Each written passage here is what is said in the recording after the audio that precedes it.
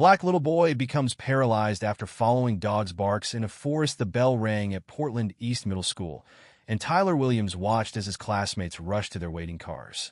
Through the school's front windows, he could see a line of shiny SUVs and sedans, each with a driver waiting patiently.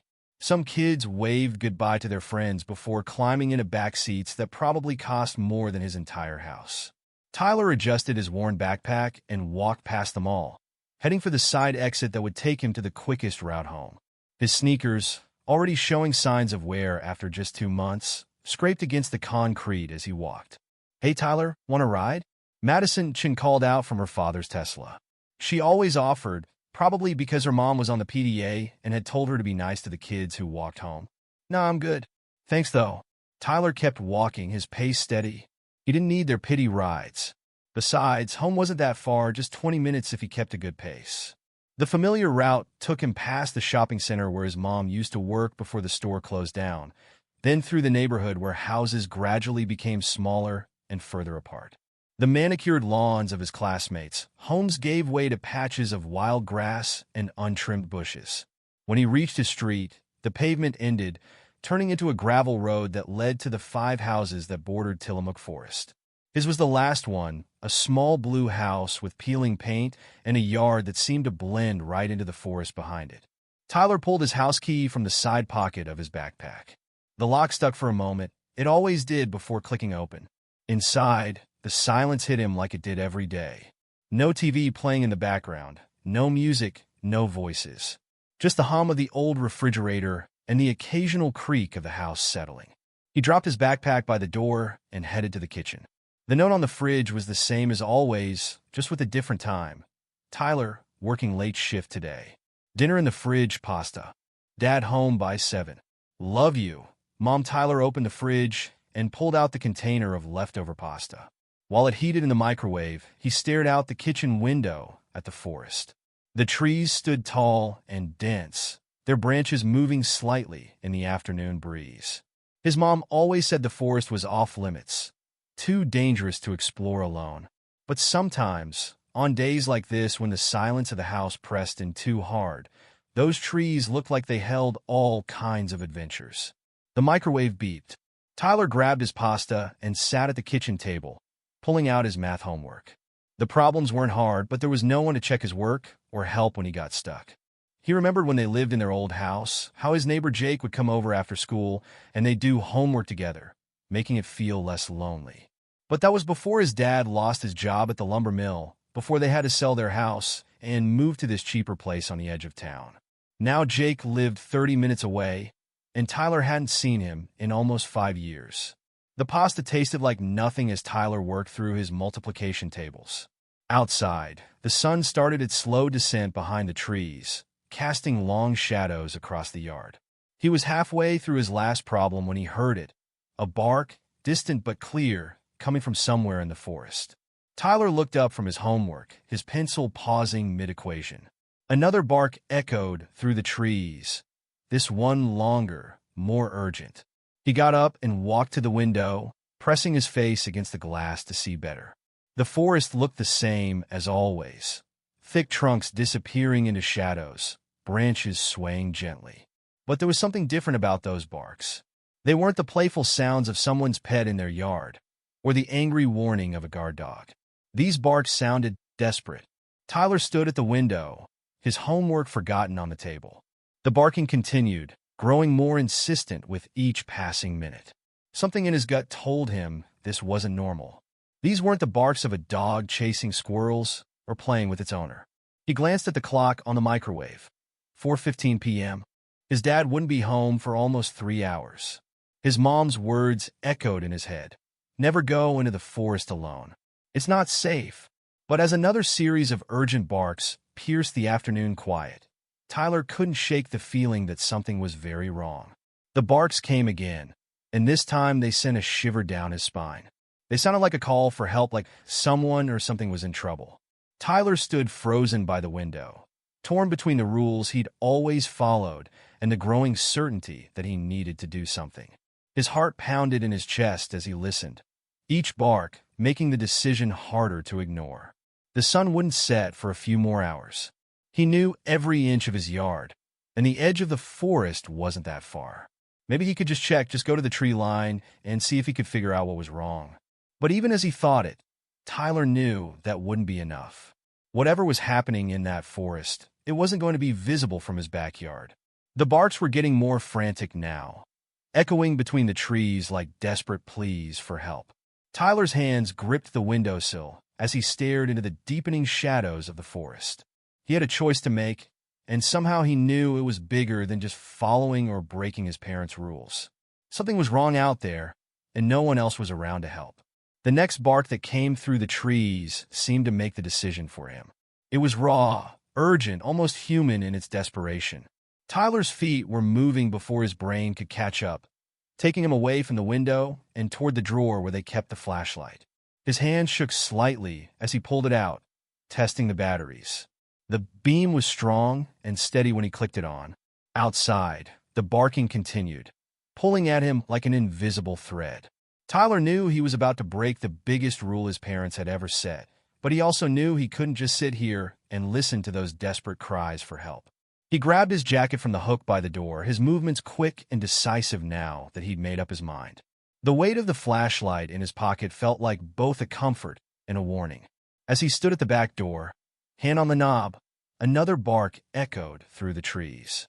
Tyler took a deep breath, turned the handle, and stepped outside.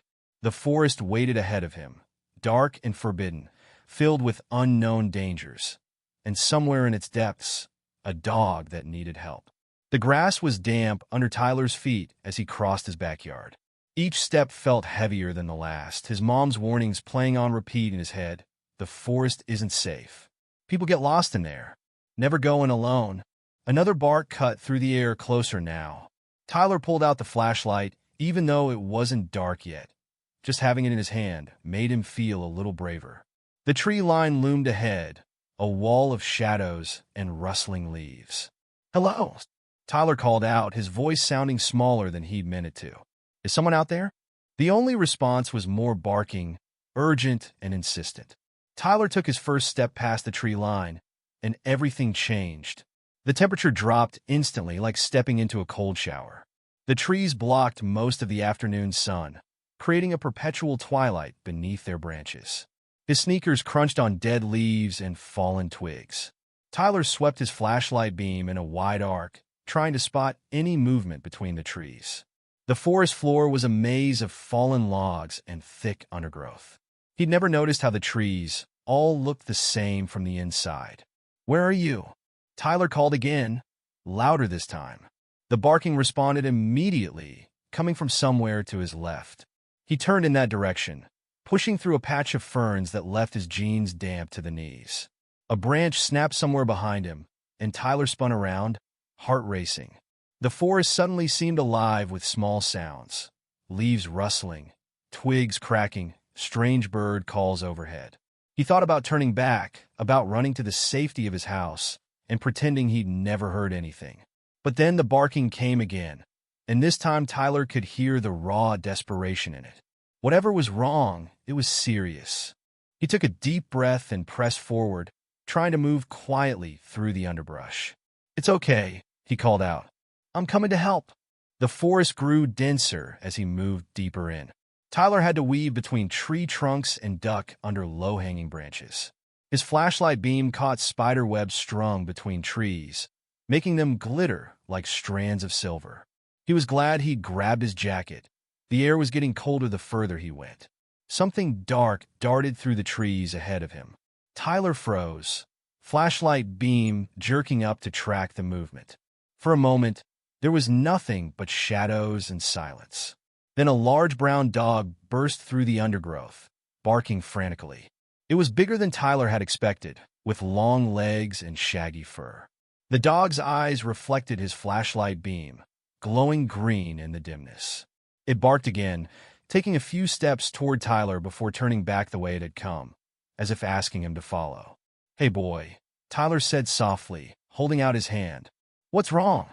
What are you trying to show me?" The dog whined, pacing back and forth between Tyler and the deeper forest. Its tail was low, ears pressed back against its head. Everything about its body language screamed urgency. Tyler checked his phone. No signal, of course. His parents were going to kill him for this, but he couldn't turn back now. Okay, he told the dog. Lead the way. The dog took off immediately, moving fast but staying just within sight. Tyler had to jog to keep up, stumbling over roots and ducking branches. The forest floor sloped downward, and the undergrowth got thicker. Thorns caught at his jacket, and wet leaves slapped against his face. Slow down, Tyler called, but the dog kept its pace. They passed a fallen tree covered in moss, then splashed through a shallow stream that soaked Tyler's sneakers. He was definitely lost now. Everything looked different in here, and the trees blocked any view of the sun that might have helped him get his bearings. The dog stopped suddenly, turning to make sure Tyler was still following. When he caught up, panting slightly, the dog let out a different kind of bark, shorter, sharper. Tyler played his flashlight beam around them, trying to figure out what had changed. They were in a small clearing, or what passed for one in this dense forest. The trees were slightly further apart here, allowing a bit more light to filter through. Old leaves carpeted the ground, wet and rotting from recent rains. "What is it?" Tyler asked, still catching his breath. "What are you trying to show me?" The dog barked again and moved forward more slowly now, nose to the ground. Tyler followed, sweeping his flashlight back and forth. Something wasn't right about this place. The air felt different, heavier somehow, like right before a storm. Then his flashlight beam caught something blue among the brown leaves. Tyler stepped closer, squinting in the dim light. It was fabric, a jacket sleeve sticking out from behind a fallen log. His heart started hammering against his ribs as he moved around the log. The scream caught in his throat. Lying there on the wet ground, face pale and eyes closed, was his grandfather. "Grandpa?" Tyler's voice came out as a whisper. His grandfather didn't move. He was wearing his usual walking clothes, jeans, boots, and the blue jacket Tyler had spotted. But his face was wrong. Too pale, too still. The dog whined and nudged Tyler's grandfather's hand with its nose. Tyler dropped to his knees beside him, leaves soaking through his jeans. His hands shook as he reached out to touch his grandfather's shoulder. "Grandpa, can you hear me?" Tyler shook him gently, then harder when there was no response. "Please wake up. Please."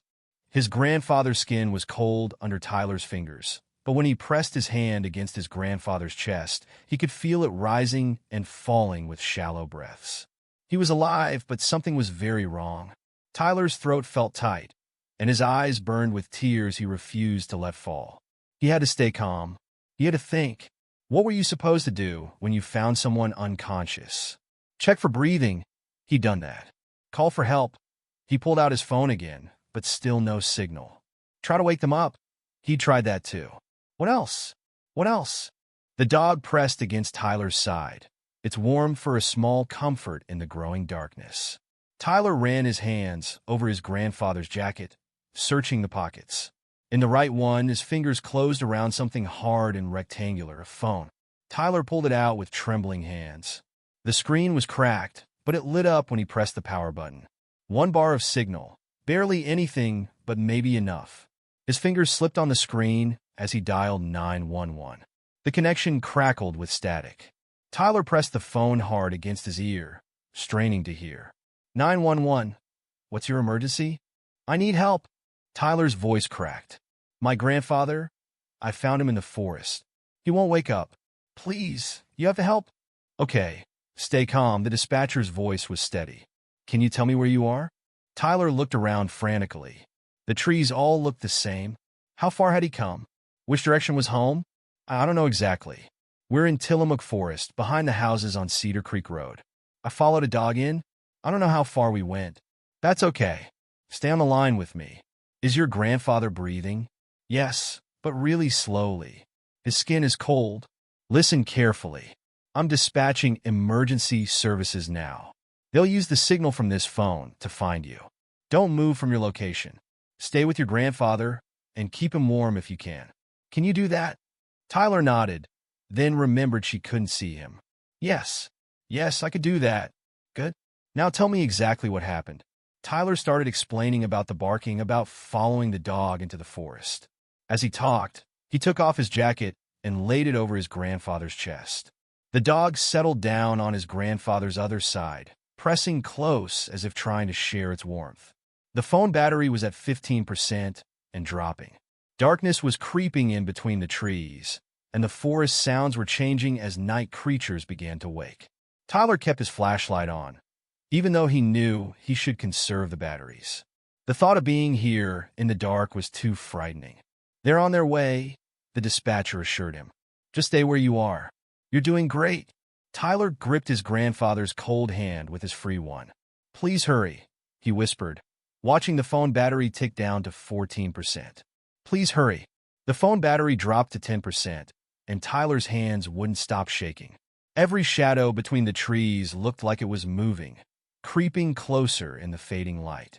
The dispatcher's voice crackled through the dying phone, keeping him anchored. "Can you hear anything yet? Any sirens?" Tyler strained his ears, trying to filter out the forest sounds. "No, nothing." His voice cracked. "The battery's almost dead." "That's okay. They have your location from the signal. Just stay where you are." The dog's head suddenly lifted, ears perking forward. A moment later, Tyler heard it too, a distant wailing that could only be sirens. "I hear them." His grip tightened on his grandfather's cold hand. "They're coming, Grandpa. Just hold on." The dispatcher's voice was getting harder to hear through the static. "They're close. Signal to guide. Stay." The phone went black. Tyler stared at the dead screen, his heart pounding harder. The sirens seemed to be coming from every direction, bouncing off the trees until he couldn't tell which way was which. "Over here," he shouted as loud as he could. "We're over here." The dog joined in, barking in the direction of the sirens. Tyler clicked his flashlight on and off, hoping someone might see the beam through the trees. The forest had gotten so dark he could barely see past the small circle of light. A new sound cut through the air, voices calling out, flashlight beams sweeping between the trees. "Hello." A man's voice, closer than the others. "Can anyone hear me?" "Yes," Tyler screamed. "We're here." "Follow the dog's barking." More voices joined in, getting closer. Flashlight beams crisscrossed through the darkness. The dog barked louder, and suddenly there were lights everywhere, voices shouting, people in uniforms bursting through the undergrowth. "Over here!" A firefighter's beam found Tyler's face. "We've got them." Everything happened fast after that. More firefighters appeared, followed by paramedics with a stretcher. They swarmed around Tyler's grandfather, checking vital signs, attaching monitors, speaking in rapid medical terms Tyler couldn't understand. "Son?"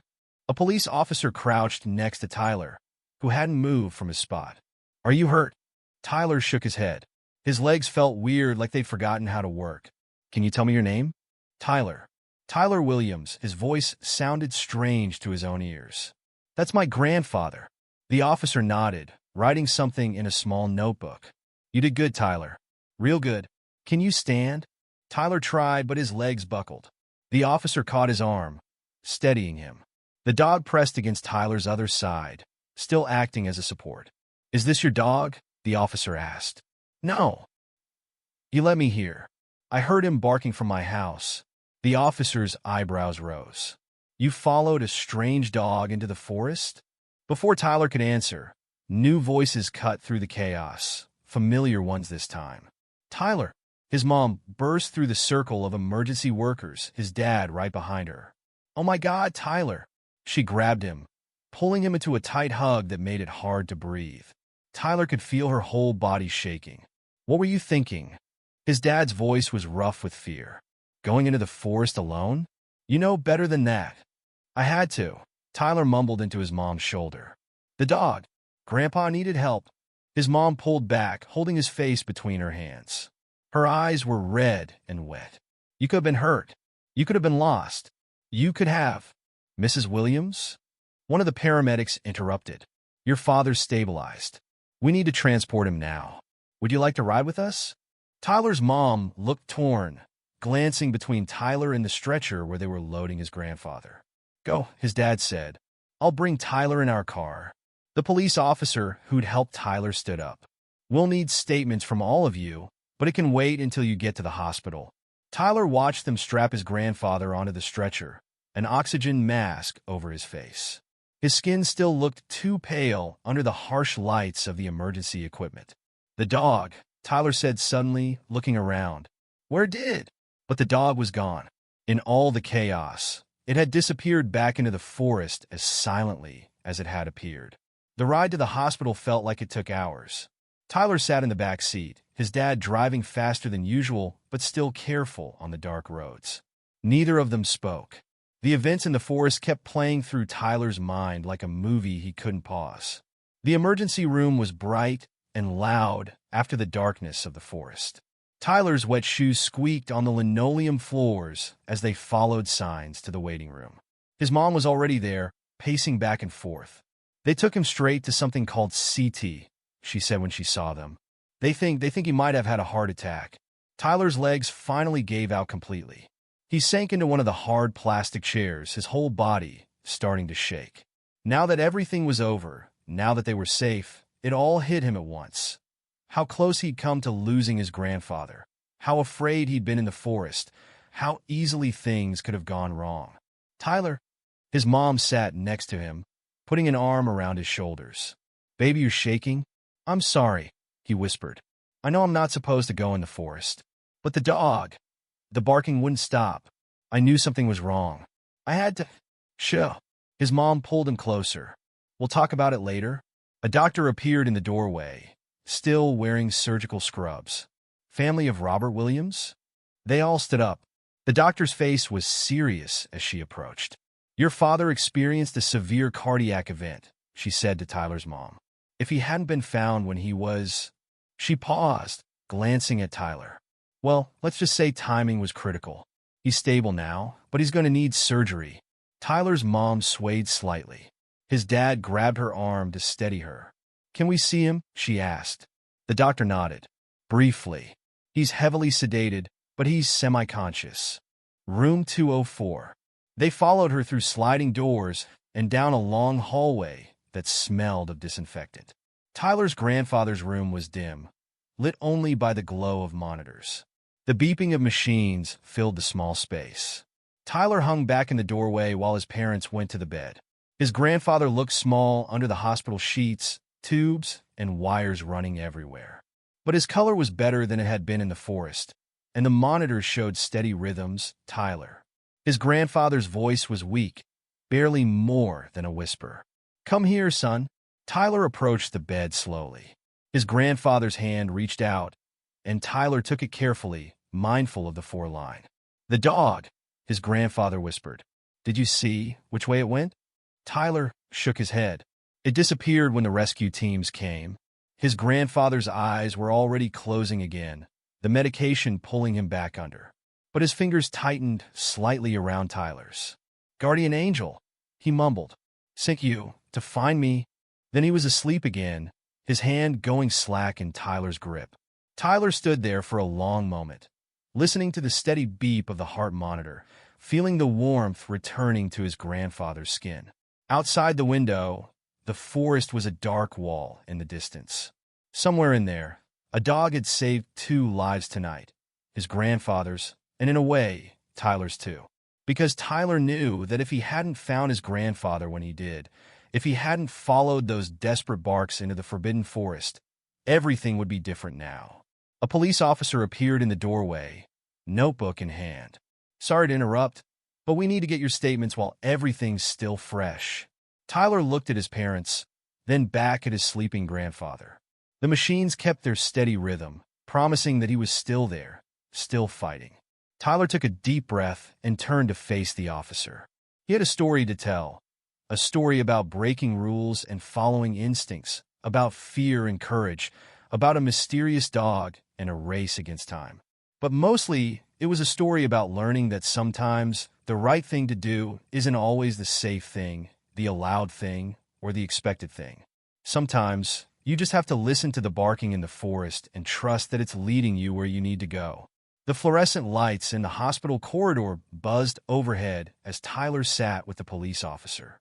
His parents stood nearby, their faces tight with worry as they glanced between their son and the door to his grandfather's room. "Start from the beginning," Officer Martinez said, pen hovering over his notepad. What time did you first hear the dog barking? Tyler's shoes were still damp from the forest, making squelching sounds as he shifted in the hard plastic chair. Around 4:15. I was doing my math homework, and you were alone in the house? Yeah. Mom and Dad were at work. Tyler glanced at his parents. His mom's eyes were red from crying, and his dad hadn't stopped pacing. What made you decide to go into the forest? Your parents tell me that was strictly against the rules. Tyler's throat felt tight. The barking, it wasn't normal. Like not just a dog playing or something. It sounded scared, desperate. Officer Martinez wrote something down. Had you ever seen this dog before? No. It was big with brown fur. Kind of shaggy looking. And it led you directly to your grandfather? Tyler nodded. It kept stopping to make sure I was following. Like it knew exactly where to go. The officer looked up from his notepad. That's quite unusual behavior for a stray dog. It wasn't acting stray, Tyler said. It was too clean, too well-behaved. But it didn't have a collar. A nurse appeared in the doorway. Mr. and Mrs. Williams? The doctor would like to speak with you. Tyler's parents exchanged a look. His dad stepped forward. Tyler, stay here with Officer Martinez. We'll be right back. Tyler watched them follow the nurse down the corridor, his stomach twisting with worry. The officer cleared his throat. You took quite a risk going into that forest alone. You understand that, right? Yes, sir. Tyler stared at his hands. But if you hadn't, your grandfather might not have made it, Officer Martinez finished. Sometimes life puts us in situations where all our choices are hard ones. A commotion at the end of the hall drew their attention. 2 more police officers were escorting an elderly couple, Tyler's other grandparents, his mom's parents. Tyler, his grandmother rushed forward, pulling him into a hug that smelled of her familiar lavender perfume. Oh, sweetheart, what were you thinking going into that forest? Helen, his grandfather Patrick said firmly. The boy saved Bob's life. Leave him be. Officer Martinez stood up. Mr. and Mrs. Cooper, I'll need to get your statements as well. Since you were the ones who reported Mr. Williams missing, Tyler's grandmother finally released him. We were supposed to meet Bob for coffee this afternoon. When he didn't show up and wasn't answering his phone, she dabbed at her eyes with a tissue. Tyler, a new voice called from down the hall. Can you come here, please? It was the doctor who'd been treating his grandfather, standing with his parents near the nurse's station. Tyler's legs felt wobbly as he walked toward them. Tyler, the doctor said when he reached them, your grandfather is stable, but he's going to need surgery. We found significant blockages in his coronary arteries. Do you know what that means? Tyler shook his head. It means the blood vessels that supply his heart weren't working properly. That's what caused him to collapse in the forest. If he hadn't been found when he was... The doctor paused, adjusting her glasses. Well, let's just say you made a very important decision today. Tyler's mom made a small choking sound. His dad put an arm around her shoulders. When will the surgery be? Tyler asked. First thing tomorrow morning. For now, we've got him on medication to help his heart, and we're monitoring him closely. The doctor looked at Tyler's parents. You should all go home. Get some rest. He's in good hands here. I want to stay, Tyler's mom said immediately. The doctor nodded. One person can stay overnight. But Tyler needs to go home, get cleaned up, try to sleep. Tomorrow's going to be a long day.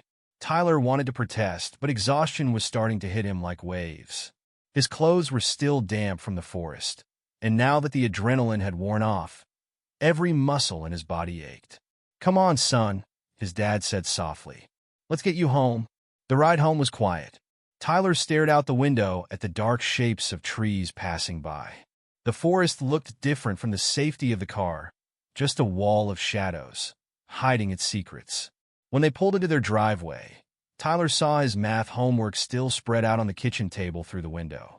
It felt like days had passed since he'd been sitting there, working on multiplication tables. Inside, his dad headed straight for the kitchen while Tyler stood in the entryway, suddenly unsure what to do with himself. Go take a hot shower, his dad said. I'll make you something to eat. The hot water helped with the aching muscles, but Tyler couldn't stop replaying everything in his mind. The desperate barking, the cold fear in the forest, his grandfather's pale face, the beeping hospital machines. When he came downstairs in clean pajamas, his dad had made grilled cheese and tomato soup, Tyler's comfort food since he was little. Sit, his dad said, placing the food in front of him. We need to talk. Tyler's stomach clenched, but he picked up half a sandwich. His dad sat across from him, hands wrapped around a coffee mug. What you did today? His dad started, then stopped, rubbing his face. You broke one of our most important rules. I know. Tyler's voice was barely a whisper.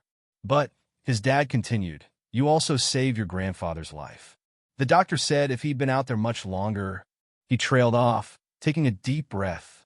Sometimes doing the right thing means breaking the rules. But that doesn't make it any less scary for us as your parents. Tyler set down his sandwich. I was scared too. But that dog, Dad, it was like it knew. Like it was sent to get help.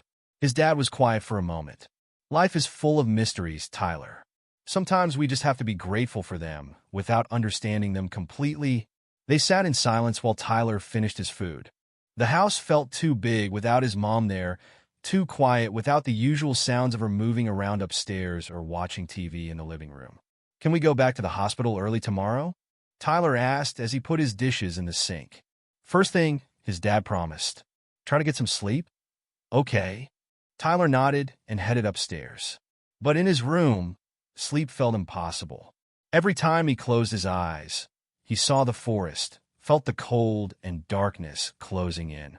He got up and went to his window, looking out at the trees behind their house. Something moved at the edge of the forest, a shadow darker than the others. For a moment, Tyler thought he saw the outline of a large dog, sitting still, watching the house. He blinked, and it was gone. His phone buzzed on his nightstand, a text from his mom. Grandpa's sleeping peacefully. Surgery scheduled for 8 a.m. Love you, my brave boy. Tyler crawled into bed, pulling his covers up tight around him. The events of the day played through his mind again, but this time, mixed with the fear was something else. A kind of quiet certainty that he'd done the right thing, even if it had been scary, even if it had meant breaking the rules. Somewhere in the hospital, machines beeped steadily, keeping his grandfather alive. Somewhere in the forest, a mysterious dog had disappeared as quickly as it had appeared. And here in his bed, Tyler finally understood something important about growing up. Sometimes the hardest choices are the ones that matter most. He fell asleep listening to the wind in the trees outside his window, no longer afraid of the forest or its shadows. Tomorrow would bring its own challenges, the surgery, the worry, the questions that still needed answers. But for now, Tyler slept the deep sleep of someone who had faced their fears and found themselves stronger than they knew. The hospital waiting room looked different in the morning light. Tyler sat between his parents, watching the clock tick toward 8 a.m. His grandfather had been in surgery for almost an hour. Want something from the cafeteria? His dad asked. They make decent pancakes. Tyler shook his head. His stomach felt too tight for food. Next to him, his mom hadn't stopped fidgeting with her wedding ring, twisting it around and around her finger. Family of Robert Williams? They all looked up. A different doctor stood in the doorway, younger than the one from last night, wearing blue scrubs with a surgical cap in his hand. The surgery's going well, he said as they gathered around him. We found 3 significant blockages in his coronary arteries, which we're bypassing now. But there's something else you should know. Tyler's mom grabbed his dad's hand. What is it? We found evidence of a previous cardiac event, probably within the last few months. Small enough that he might have dismissed it as indigestion or muscle pain, but it left scarring on his heart muscle. He never said anything, Tyler's mom whispered. That's common with older patients, especially men. They don't want to worry their families. The doctor glanced at Tyler, which makes what happened yesterday even more significant. If he'd been alone when this major event occurred, he didn't finish the sentence. He didn't need to. When will we know if the surgery worked? Tyler asked. The doctor smiled slightly. It'll be a few more hours before we're done. Then he'll need to recover from the anesthesia. But his vitals are strong, and he's responding well to the procedure. After the doctor left, Tyler's dad went to call work. He'd taken emergency family leave, but there were still things he needed to handle. Tyler's mom sat back down, pulling Tyler close against her side. You know what this means, don't you? She said softly. Tyler looked up at her. What? That dog. If it hadn't led you to him, she took a shaky breath. I've been so focused on how dangerous it was for you to go into the forest, I almost missed the miracle of why you did it." Before Tyler could respond, rapid footsteps approached the waiting room. A police officer, not Martinez from last night, but a woman in the same uniform, entered with a tablet in her hand. "Mrs. Williams? We've completed our initial search of the area where your father was found." Tyler's mom sat up straighter. "Did you find anything?" "Actually, yes." The officer swiped something on her tablet. "We found these tracks in the mud near where Mr. Williams was lying." She turned the tablet around. On the screen was a photo of large paw prints in dark soil. "They're dog tracks, all right," the officer said. "But here's the strange thing. They only lead to your father's location. We couldn't find any tracks leading away from the scene." Tyler stared at the photo. "That's impossible. The dog was there. It stayed with us until the rescue teams came." The officer nodded. "I believe you saw a dog. But either it left the scene another way, or—" She shrugged. "Well, sometimes things happen that we can't entirely explain." More footsteps in the hallway. Tyler's dad returning from his phone call, followed by Dr. Chun, the cardiologist from last night. "I've been reviewing your father's test results," Dr. Chun said to Tyler's mom. "The blood work shows this wasn't his first cardiac event. He's been having small episodes for months, maybe even years. But he seemed fine," Tyler's mom protested. "He went for walks every day, ate healthy. Heart disease can be sneaky," Dr. Chun said. "And your father appears to be the type who doesn't complain much. But according to these results, he was a walking time bomb. Yesterday's episode was severe enough that without immediate medical attention." She glanced at Tyler, then back to his parents. "Well, let's just say timing was everything." Tyler's hands started shaking. He shoved them into his pockets, but not before his mom noticed. "Tyler? What's wrong?" "He could have died," Tyler whispered. "If I hadn't heard the dog, if I'd followed the rules and stayed inside." His mom pulled him into a tight hug. "But you did hear it. You did follow it. Sometimes breaking the rules is exactly what we're supposed to do." The police officer cleared her throat. "I hate to interrupt, but we need to file our final report. Tyler, could you describe the dog one more time?" Tyler pulled back from his mom's hug. "It was big, maybe up to my chest. Brown fur, kind of shaggy but not dirty or matted like a stray. No collar, but it acted trained, like it knew exactly what it was doing." The officer made notes on her tablet. "And you'd never seen it before? In the neighborhood or anywhere else?" "Never." "Has anyone reported a missing dog matching that description?" Tyler's dad spoke up. "We asked at the front desk earlier. No reports in our area." The officer nodded slowly. "Well, sometimes these things remain mysteries. The important thing is that everyone's safe." A new doctor appeared, the surgeon from earlier, looking tired but satisfied. "The surgery was successful," he announced. "We've bypassed all 3 blockages, and his heart is already showing improved function. He's being moved to recovery now." Tyler's mom started crying, happy tears this time. His dad wrapped his arms around both of them. "When can we see him?" Tyler asked. "He'll be pretty out of it for the next few hours," the surgeon said. "But you can look in on him briefly once he's settled in ICU. One at a time, though." They decided Tyler should go first. A nurse led him through double doors and down a corridor lined with rooms full of beeping machines. His grandfather was in the last room, surrounded by monitors and tubes. "5 minutes," the nurse said softly. "Talk to him. He might be able to hear you even if he can't respond yet." Tyler approached the bed slowly. His grandfather's face was pale, but not the scary kind of pale from yesterday. He was breathing steadily, and the heart monitor showed strong, regular beats. "Hey, Grandpa," Tyler said quietly. "The doctors fixed your heart. You're going to be okay." He touched his grandfather's hand. Warm now, not cold like in the forest. "I'm sorry I broke the rules and went into the forest. But I'm not sorry I found you." Tyler's voice cracked. "The dog, I don't know what it was or where it came from, but it brought me to you, like it knew you needed help." His grandfather's fingers twitched slightly in Tyler's grasp. "The police can't figure it out. They found paw prints leading to you, but none leading away. It's like the dog just disappeared." Tyler squeezed his grandfather's hand gently. "Maybe some things aren't supposed to make sense. Maybe we just have to be grateful they happened." The nurse appeared in the doorway. "Time's up, honey. Your grandfather needs to rest. Tyler nodded. I'll be back later, Grandpa. Just focus on getting better. Back in the waiting room, his parents were talking quietly with Dr. Chen. We'll keep him in ICU for at least 48 hours, she was saying. After that, assuming his recovery stays on track, we'll move him to a regular room for about a week. Then he'll need several weeks of cardiac rehabilitation. He lives alone, Tyler's mom said. He'll need help during recovery.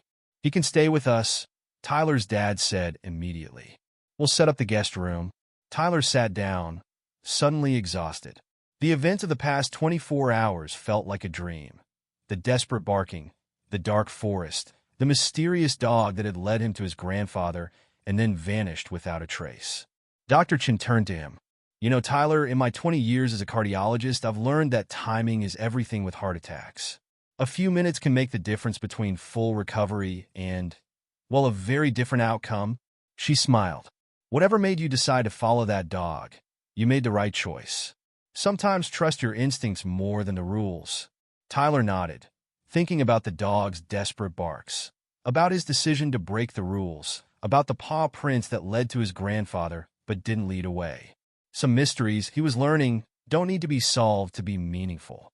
Sometimes it's enough just to know that when it really mattered, you listened to the barking in the forest and found the courage to follow where it led. The ICU was quieter in the evening. Tyler stood in the doorway of his grandfather's room, watching the steady rise and fall of his chest. The surgery had been 18 hours ago, and this was his first chance to really talk to him. You can go in, the evening nurse said softly. He's more alert now. Tyler stepped into the room. His grandfather's eyes opened slowly, focusing on him with recognition. There's my hero, his grandfather said, voice rough from the breathing tube they'd removed a few hours ago. Tyler's throat tightened. I'm not a hero. I just follow the dog. Yes, the dog. His grandfather tried to shift position, wincing slightly. Tell me about it again. Tyler sat in the chair beside the bed. It was big with brown fur. It kept barking until I followed it, then led me straight to you. And no one's seen it since? No. The police found its tracks in the mud, but... Tyler hesitated. They only led to where you were. There were no tracks leading away. His grandfather was quiet for a moment, just the beeping of monitors filling the silence. You know, when I was lying there in the forest, I prayed for help. Not for myself, but because I knew what it would do to your grandmother, your mother, you... He reached for Tyler's hand. And then I heard barking. Tyler squeezed his grandfather's hand gently. Why were you in the forest alone? I've been walking those trails for 40 years. Thought I knew them well enough. He sighed. Should have listened to my body when it started feeling wrong. Should have told someone about the chest pains I've been having. The doctor said you had small heart attacks before. Why didn't you say anything? His grandfather's eyes grew distant. Pride, I suppose. Didn't want to worry anyone. Didn't want to admit I wasn't as strong as I used to be. He focused back on Tyler. But you were strong enough for both of us. Before Tyler could respond, footsteps approached the door. His parents entered with Dr. Chen. How's our patient? Dr. Chen asked, picking up the chart at the foot of the bed. Ready to go home, his grandfather grumbled. Not for at least a week, Dr. Chen said firmly. And then you'll need several weeks of supervised recovery. Your daughter tells me you'll be staying with them. Tyler's grandfather looked surprised. I don't want to be a burden. You're not a burden, Tyler's mom said. You're family. And after what happened, her voice cracked slightly. Dr. Chun checked the monitors, made some notes on the chart.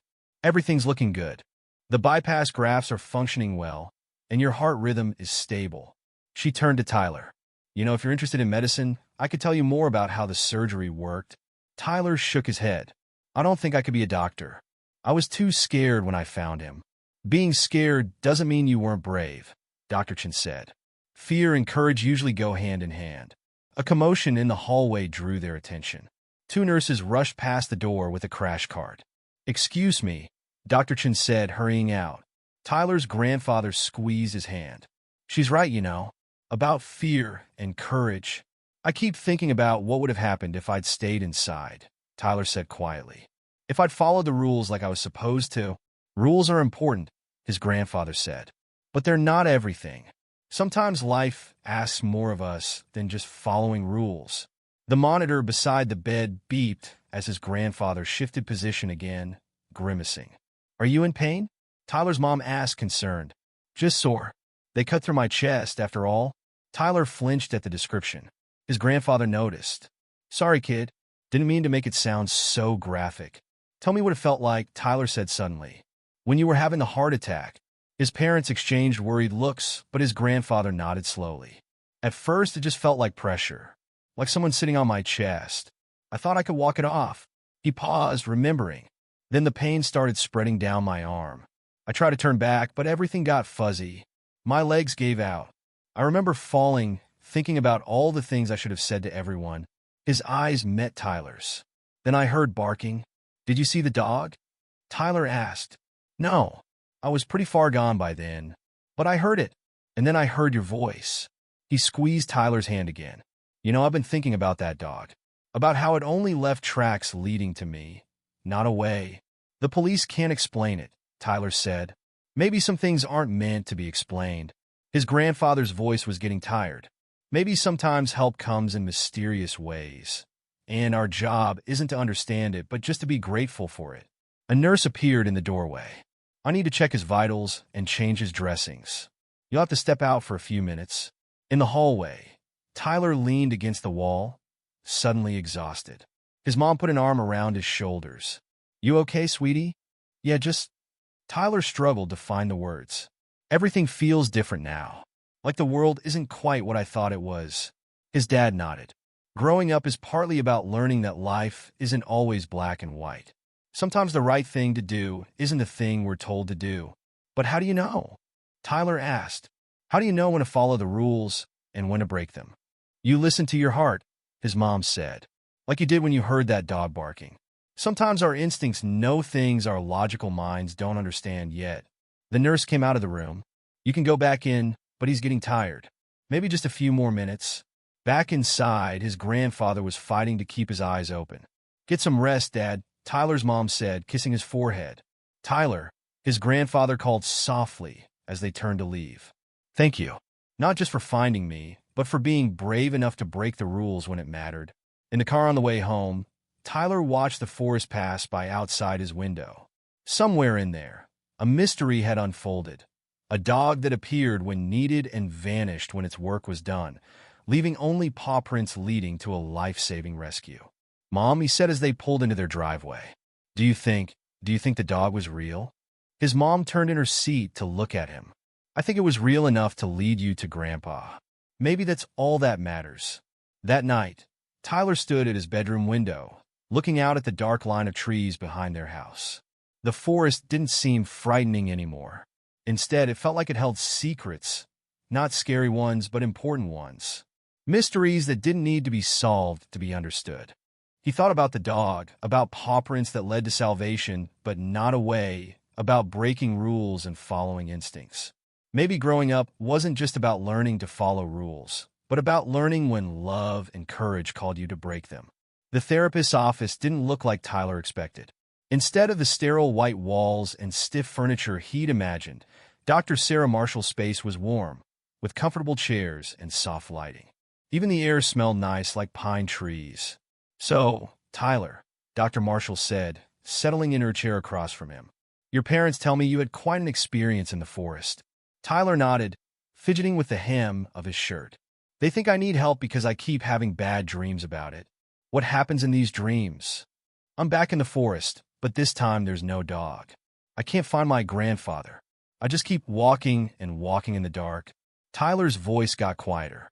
"Sometimes I hear him calling for help, but I can't reach him." Dr. Marshall made a note on her pad. "That sounds scary." "Yeah." Tyler looked down at his hands. "But the weird thing is, when I was actually in the forest, I wasn't that scared. At least, not until I found him." "Tell me about that moment."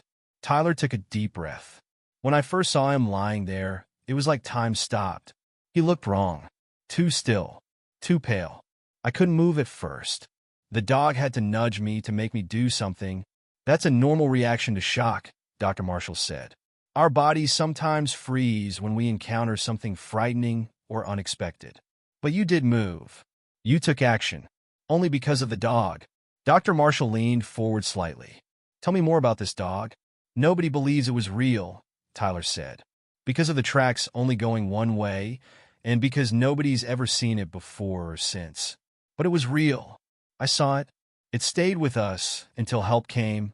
I believe you saw a dog, Dr. Marshall said carefully. Whether it was a regular dog that happened to be there, or something else. Does it matter? Tyler thought about this. I guess not. What matters is that it led me to Grandpa. Exactly. Dr. Marshall stood up and walked to a shelf, returning with what looked like a small electronic device. I want to teach you something that might help with the nightmares. It's called deep breathing. She handed him the device. It had a small screen that showed a circle expanding and contracting slowly. Breathe in when the circle gets bigger, out when it gets smaller, she explained. This helps calm your body when you're feeling scared or overwhelmed. Tyler tried it. The slow, rhythmic breathing made him feel calmer almost immediately. Good, Dr. Marshall said. Now I want to try something else. Close your eyes and picture the forest. Tyler's hands tightened on the breathing device. I don't know if I can. Keep breathing with the circle. I'm right here. Nothing in your memory can hurt you. Tyler closed his eyes. The forest appeared in his mind. Dark trees, wet leaves, the sound of desperate barking. What do you see? Dr. Marshall asked softly. Trees. Lots of trees. It's getting dark. Are you alone? No. The dog is there. It keeps looking back at me, making sure I'm following. How do you feel? Tyler concentrated on his breathing, matching it to the expanding and contracting circle. Nervous, but also determined. Like I know I have to keep going. That's courage, Dr. Marshall said. Being scared but doing something anyway, because it's important. Tyler opened his eyes. But I broke the rules. I wasn't supposed to go into the forest alone. Rules are meant to keep us safe, Dr. Marshall said. But sometimes, in special circumstances, following a rule might cause more harm than breaking it. The trick is learning to tell the difference. She stood up and walked to her window, which overlooked a small garden. Next session, if you're willing, I'd like to take a walk in the woods behind my office. Tyler's heart jumped. Why? Because sometimes the best way to deal with fear is to face it in a safe way. We'll go together, in daylight, just to the edge at first.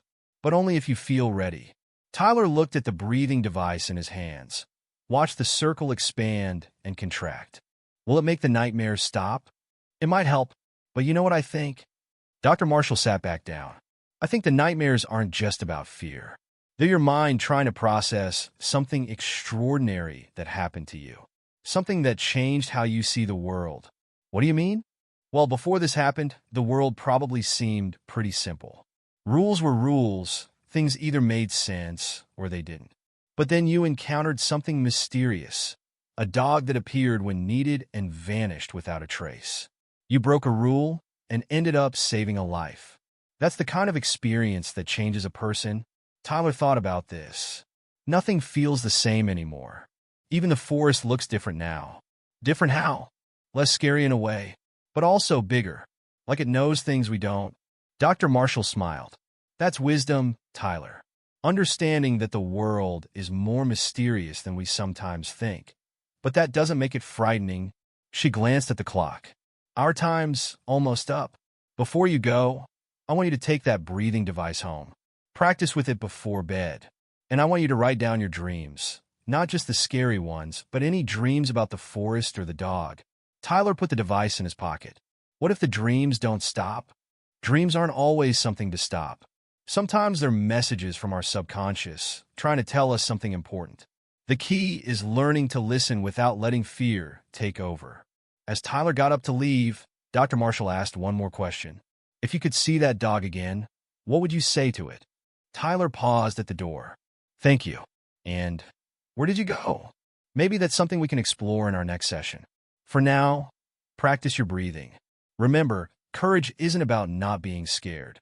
It's about not letting the fear stop you. In the waiting room, Tyler's mom looked up from her magazine. How did it go? Tyler showed her the breathing device. Dr. Marshall wants to take me into the woods next time.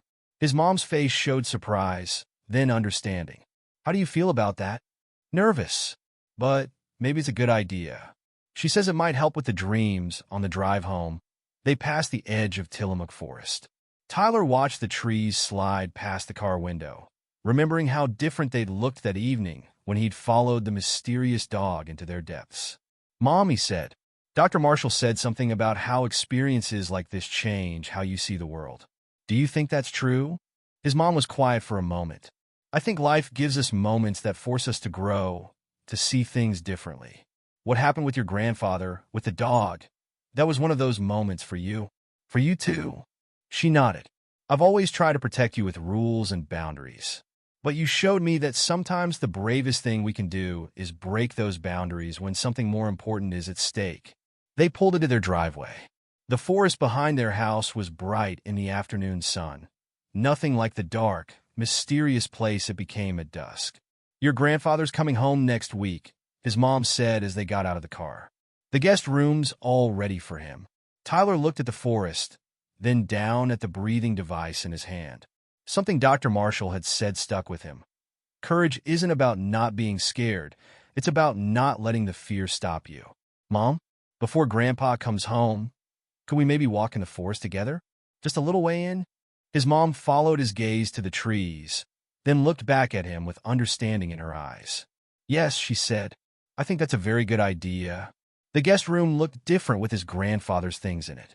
A week had passed since the surgery, and they'd spent the morning moving him in, hanging his clothes in the closet, arranging his medications on the dresser, setting up the special heart monitor the hospital had sent home with him.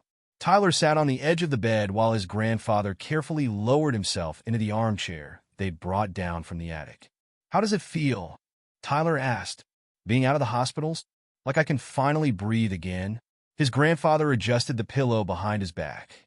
"Though your mother's hovering worse than those nurses ever did." As if on cue, Tyler's mom appeared in the doorway with a glass of water and a small paper cup of pills. "Time for your medication, Dad." "Sarah," his grandfather sighed, "I'm perfectly capable of remembering my own pills. Humor me?" She set both cups on the side table. "At least for the first few days." After she left, his grandfather turned to Tyler with a conspiratorial smile. "She gets it from her mother, you know. They need to take care of everyone." Tyler watched his grandfather take his pills one by one. "Is it weird, living with us after being on your own for so long?" "A bit." His grandfather set down the empty water glass. "But it's also making me think about some things. Important things."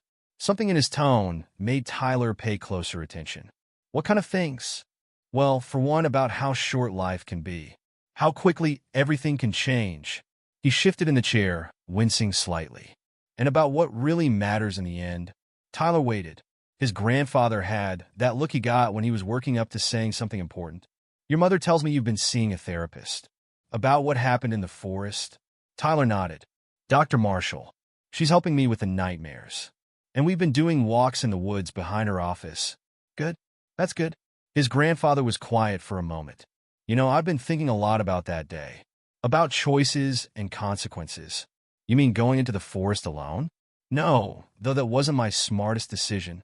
His grandfather leaned forward slightly. "I mean about choices I made long before that. Choices about money, about what I thought was important." Tyler frowned, not following. "When your father lost his job at the mill," his grandfather continued, "I had the means to help. To keep you all in your old house, to make things easier. But I believed in the importance of standing on your own feet, of working things out yourself." "Dad says that made us stronger," Tyler said. "Maybe. But watching you grow up, seeing how hard it's been." His grandfather's voice grew rough. "Then in the forest, lying there thinking I might die, all I could think about was the things I should have done differently." He reached for the drawer in the side table, pulling out an envelope. "Which brings me to this." Tyler took the envelope his grandfather held out. Inside was a letter with a familiar logo at the top.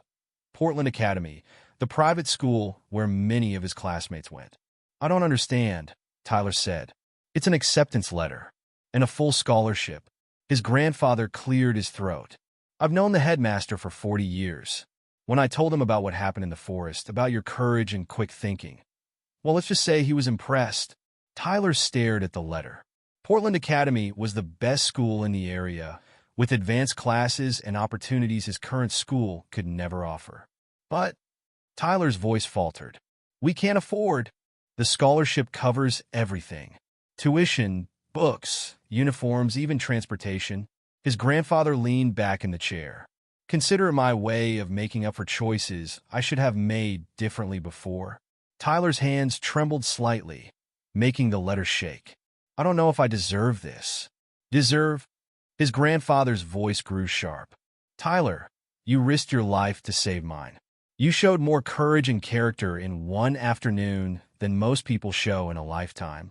I just followed the dog. No. His grandfather shook his head firmly. You chose to listen when that dog barked. You chose to break the rules because something more important was at stake. Those were your choices, your decisions. Tyler read through the letter again. Classes would start after winter break, just a few weeks away. What if? He swallowed hard. What if I can't handle it? The work, the pressure. You handled finding your grandfather unconscious in the forest, a new voice said. Tyler looked up to see his mom in the doorway. I think you can handle algebra. You knew about this? Tyler asked. She nodded. Your grandfather discussed it with us last week. We think it's an amazing opportunity. But all my friends will still be there, his mom said. But this is a chance for something more. New challenges, new opportunities. His grandfather shifted forward again, despite the obvious discomfort it caused him. Tyler, look at me. Tyler met his grandfather's eyes. Life gives us moments that define us. Moments when we have to choose between what's comfortable and what's right, between staying where we are and stepping into something new and scary. You've already faced one of those moments in the forest. This is another one. But this is different, Tyler protested. Is it? His grandfather raised an eyebrow. You're standing at the edge of something unknown. Your instincts are telling you to stay safe, stay where you are. But something else, something deeper, is calling you forward. Tyler looked down at the letter again. His grandfather was right. This feeling was familiar. The same mix of fear and excitement he'd felt standing at the edge of the forest, hearing those desperate barks calling him forward. The choice is yours, his grandfather said softly, just like it was in the forest. No one can make it for you. Tyler stood up and walked to the window. From here, he could see the edge of the forest where everything had changed. The afternoon sun made the trees look almost golden, nothing like the dark, mysterious place they'd been that day. When do I have to decide? He asked. They need an answer by Friday, his mom said. They want to get everything set up before winter break. 3 days. 3 days to decide whether to step into another unknown. Can I think about it? His grandfather nodded. Of course. But Tyler? Yeah. Remember what that day in the forest taught you. Sometimes the scariest choices are the ones most worth making. That evening, Tyler sat at his desk, the acceptance letter spread out in front of him. He could hear his parents and grandfather talking downstairs, the normal sounds of dinner being prepared. His phone buzzed, a text from Dr. Marshall. How are you doing with the breathing exercises? Tyler picked up the small device she'd given him, watching the circle expand and contract. He'd gotten good at matching his breath to its rhythm, at finding calm when the memories of the forest threatened to overwhelm him.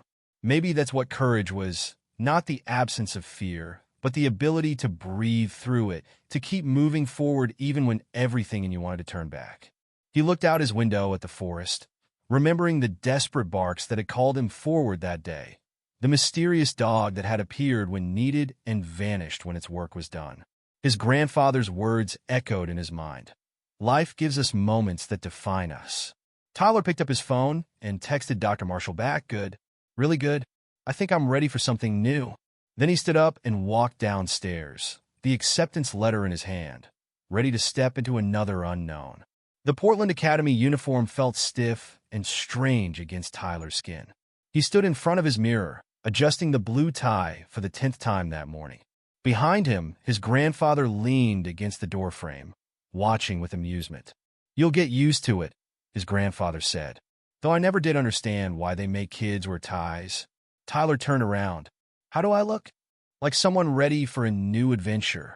His grandfather straightened himself up, no longer needing to lean on things for support. 6 weeks of recovery had done wonders.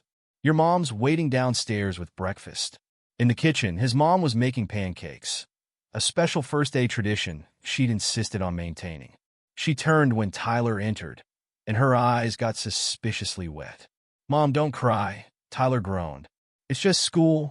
I'm not crying. She wiped her eyes quickly. These pancakes are just very emotional. His dad looked up from his coffee with a grin. The pancakes, sure. He checked his watch. We should leave in 15 minutes to beat traffic. Tyler sat down to eat, but his stomach felt too tight for food. He managed a few bites while his parents reviewed the plan for the day. Where to go for orientation, when to meet his advisor, what time they'd pick him up. And remember, his mom said, if it feels too overwhelming.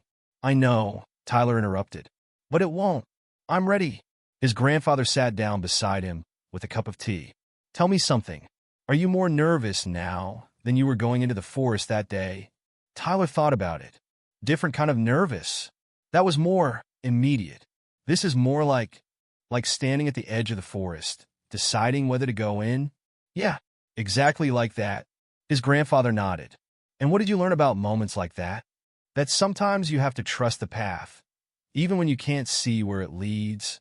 Tyler smiled slightly. And to breathe through the scary parts. The drive to Portland Academy took 30 minutes. Tyler watched the familiar streets of his neighborhood give way to the more affluent areas of the city. The school appeared suddenly around a corner, all red brick and ivy, with manicured lawns and stone steps leading to enormous wooden doors. Wow, Tyler whispered. His dad found a parking spot, and they all got out. Other families were arriving too, many in expensive cars. Tyler saw a few familiar faces from his old school, but mostly strangers. Tyler Williams? A woman in a navy suit approached them. I'm Mrs. Bennett, your advisor. Welcome to Portland Academy. The next hour passed in a blur of introductions, paperwork, and tours. Tyler's new locker was twice the size of his old one. His classroom had smart boards and tablets built into every desk. The library looked like something from a movie. Finally, it was time for parents to leave. His mom hugged him too tight. His dad gave him an encouraging nod. And his grandfather? His grandfather pulled him aside for a moment. Remember what Dr. Marshall taught you about breathing through the scary parts? Tyler nodded. Good. Use that today. And Tyler? His grandfather's eyes were serious. I'm proud of you. Not just for saving my life that day, but for being brave enough to take this chance. After they left, Mrs. Bennett showed Tyler to his first class, Advanced English Literature. The room was already half full of students in identical uniforms. He found an empty seat near the middle, not too front, not too back. Hi. The girl next to him smiled. I'm Emma. You're new, right? That obvious? Tyler asked. You have that deer in headlights look we all had on our first day. She lowered her voice. Don't worry, it wears off. The teacher entered, a tall man with glasses and a booming voice. Good morning, class. I'm Mr. Parker. Let's start with introductions. Tell us your name and something interesting about yourself. Tyler's heart rate picked up as students began sharing. When it was his turn, he stood up, remembering Dr. Marshall's breathing technique. I'm Tyler Williams. He took a deep breath. And last month, I followed a mysterious dog into a forbidden forest and found my grandfather having a heart attack. The room went completely silent. Mr. Parker leaned forward. That's quite a story. Would you be willing to tell us more? Tyler looked around at the interested faces. No judgment, no disbelief, just curiosity. He thought about what Dr. Marshall had said about sharing experiences, helping to process them. So he told them about the desperate barking, about breaking the rules, about finding his grandfather and calling for help, about the dog that vanished without a trace, leaving only paw prints leading to salvation. When he finished, Emma raised her hand. Did they ever figure out where the dog came from? Tyler shook his head. Some mysteries don't need to be solved to be meaningful. That's what my therapist says anyway. Mr. Parker nodded slowly. That would make an excellent personal essay. The symbolism of the forest, the mysterious guide, the choice between safety and necessity. Actually, Tyler said, I've been writing about it. Dr. Marshall, my therapist, suggested it might help. I'd love to read it sometime if you're willing to share. The rest of the morning went better than Tyler expected. The work was challenging, but interesting. His classmates were friendly, curious about his story, eager to help him navigate the new environment. At lunch, Emma invited him to sit with her friends. They talked about normal things, teachers, homework, weekend plans. But they also asked questions about the forest, about his grandfather, about what it felt like to make a choice that changed everything. After school, Tyler found his parents waiting in the parking lot. His grandfather was in the back seat, looking eager for news. How was it? His mom asked as soon as he got in. Tyler thought about the day, the initial nervousness, the friendly faces, the way telling his story had felt like releasing a weight he'd been carrying. Good, he said. Really good. Different, but good different. His grandfather squeezed his shoulder, like the forest looking different after that day. Yeah, Tyler smiled. Exactly like that. At home, Tyler changed out of his uniform and went to the window, looking out at the forest behind their house. The late afternoon sun made long shadows between the trees, but they didn't look threatening anymore. Just mysterious, like they held secrets waiting to be discovered by those brave enough to look. His phone buzzed, a reminder about his appointment with Dr. Marshall tomorrow. They'd been gradually spacing out the sessions as the nightmares became less frequent, the anxiety easier to manage. There was a knock at his door. His grandfather entered, holding 2 cups of hot chocolate. "Thought you might want to talk," he said, handing Tyler a cup. "Big day." They sat by the window, looking out at the forest together. Tyler took a sip of his hot chocolate, letting the warmth spread through him. "You know what I realized today?" he said. "When I was telling my story in class?" "What's that?" "That day in the forest. It wasn't just about saving your life. It was about learning something important about myself. About courage and choices and—" He paused, searching for the right words. "And about how sometimes the scariest paths lead to the most important places." His grandfather nodded. "Life has a way of teaching us what we need to learn, if we're brave enough to listen. Like mysterious dogs that appear when needed and vanish when their work is done." "Exactly like that." His grandfather smiled. "Though I have to admit, I keep hoping to see that dog again. Just to say thank you." Tyler looked out at the forest, remembering the desperate barks that had called him forward that day. Maybe we're not supposed to see it again. Maybe it was just there for that one moment, that one choice. Could be. His grandfather sipped his hot chocolate. Or maybe it's still out there, helping other people find their courage when they need it most. Tyler touched the window glass, cool against his fingers. The forest held its secrets, its mysteries, its lessons about courage and choices and transformation. But it no longer held any fear.